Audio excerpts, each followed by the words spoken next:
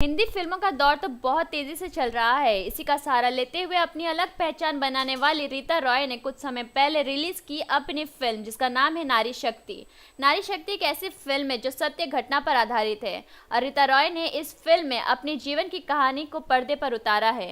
नारी शक्ति फिल्म रीता रॉय ने इसलिए बनाई क्योंकि आजकल महिलाओं पर जुल्म होता है और वो चाहती है कि उनकी इस कहानी के जरिए लोगों को सही और गलत का पता चले। रीता रॉय इस फिल्म की खुद डायरेक्टर और प्रोड्यूसर है। आने वाले समय में अगर उन्हें मौका मिला तो वो लोगों की भलाई के लिए कोई ठोस कदम उठाएंगी। रीता रॉय, यह नाम सुन के आपको बहुत अजीब लगेगा, लेकिन यह नाम एक कठोर पत्थर की तरह है। इन्होंने पहली पिक्चर बतौर प्रोड्यूसर निकाल चुकी हैं और इनकी पहली पिक्चर का नाम है नारी शक्ति। तो आइए इनसे बात करते हैं कि इनको यह पिक्चर बनाने में किस प्रकार का मुकाम हासिल हुआ है। रीता रॉय जी, सबसे पहले तड़का 24 न्यूज़ में आपका स्वागत है। थैंक यू वेरी मच आप लोग आने के लिए। आपका बहुत बहुत शुक्रिया करती हूँ जो मेरे मूवी में आप लोग आए थे मुहूर्त का टाइम में। हमें बहुत अच्छा लगा और आप लोग बहुत अच्छे इंसान हैं और आप लोग के साथ काम करने में बहुत अच्छा लगता है। रीता रॉय जी, बात करें नारी शक्ति की तो एक रियल स्टोरी है, इसके बारे में वो क्या कहना है?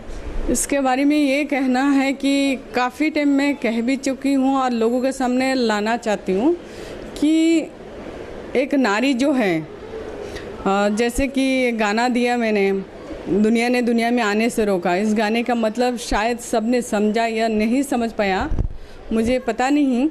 कि जैसे कि बोलते हैं कि गंगा माँ, धरती माँ और माँ, और नारी के बिना दुनिया नहीं आगे जा सकता है, ये सब जानते हैं।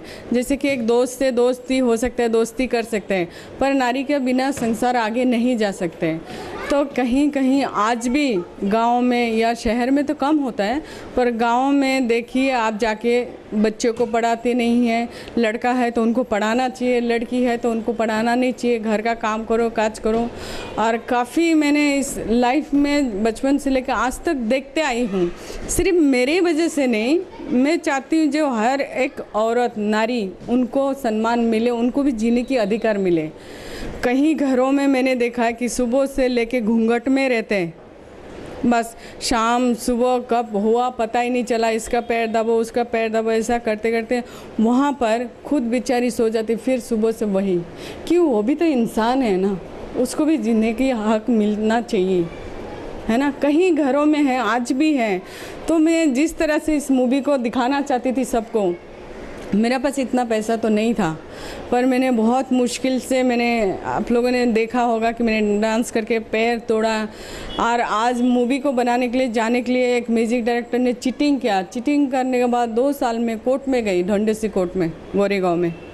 उसके बाद केस जीतने के बाद इस मूवी को कंप्लीट करने के लिए पोस्ट प्रोडक्शन, आप लोग समझ सकते हैं कि मुझे कितना कठिनाई का सामना करना पड़ा। नारी शक्ति, ये कब आपके जहन में आया कि आपको ऐसी एक मूवी बनानी चाहिए?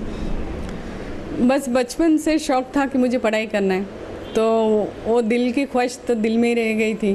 फिर जब भी मैं किसी को मिलता था, बड़ी दीदी बन के या कोई भी बोल के, मैं बोलती थी मुझे पढ़ाओ। और या रास्ता में चलते फिरते कभी भी मैं पढ़ते रहती थी। तो पढ़ते पढ़ते थोड़ा थोड़ा मैं ऐसा, जब मुझे थोड़ा सा लिखना आता है ऐसा लगा, तो थोड़ा थोड़ा लिखते जाती थी। फिर लिखते लिखते जब मुझे आप जो मेरा लाइफ में हुआ, शादी हुआ, जो भी हुआ, उसके बाद अनसक्सेस हुआ, मेरा पैर का प्रॉब्लम हुआ, सब होने के बाद में फिर मैंने सोची कि अब बस कुछ नहीं करना है। अपने घरों के लिए तो सब मैंने किया, तो मैं चाहती हूँ कि दुनिया के लिए कुछ करूँ। अगर इंसान के जीवन मिला है, तो अगर आपको सब कुछ नहीं मिला तो ज़रूरी नहीं कि आप जीवन को ख़त्म कर दो। तो मैंने सोची कि किस तरह से जिए, तो इसलिए मैंने लिखते लिखते सोचा कि मैं अगर घरों घरों में जाके बोलूं कि देखिए आप नारी को सम्मान दीजिए, उनको भी जीने के हक दीजिए, उनको भी अधिकार दीजिए। मैं कहाँ तक किस किस के घर में जाऊंगी, लोगों को ये भाषा समझ में नहीं आती है।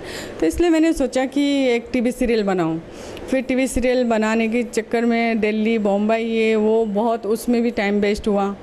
फिर मुझे एक लड़की थी जिन्होंने, सीमा नाम थी, उन्होंने कहा कि आप सीरियल जो आप बनाएं, इसको हम भाई बहन ने पढ़ के हम लोग रात भर रोए रीता जी, तो इसका जो मेन ग्रीफ है ना, इसको लेके आप पिक्चर बनाओ।